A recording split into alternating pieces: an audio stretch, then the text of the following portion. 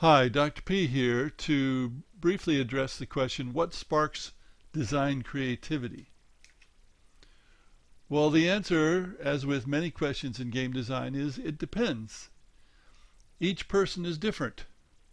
For example, I get lots of ideas while I'm in the shower or in bed or while driving long distances, but many other people would not agree. I've seen people say they have to feel good physically and mentally before they get ideas.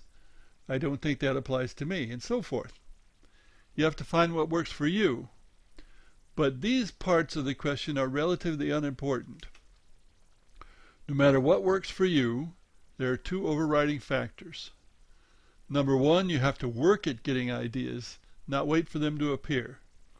And number two, you have to write it down or record it in some fashion. So, work at getting ideas. Don't wait for them to appear. Inspiration is not very reliable. Now I'm going to quote from Leonard Bernstein, the famous composer and conductor, and he was also a well-known writer. Inspiration is wonderful when it happens, but the writer must develop an approach for the rest of the time. The wait is too long. Bernstein recognized that you have to work at getting ideas. Inspiration comes and goes. The more you treat your game as an engineering problem, where you have to work at it and make it better, and you don't just wait for things to happen, the more efficient you're going to be. You have to say, I'm going to get some ideas, and do it. The second part is write it down or record it in some fashion. And I'm going to quote from Hector Berlioz, composer of Symphonie Fantastique and many other works. Quote, every composer knows the anguish and despair occasioned by forgetting ideas which one had no time to write down, unquote. Now, of course, Berlioz lived in a time when writing things down meant only that you had to carry around a notebook and write it down. Nowadays, we have lots of other options. But our memories aren't even good nowadays as they were back in Berlioz's time. You will forget ideas if you don't record them. It's inevitable.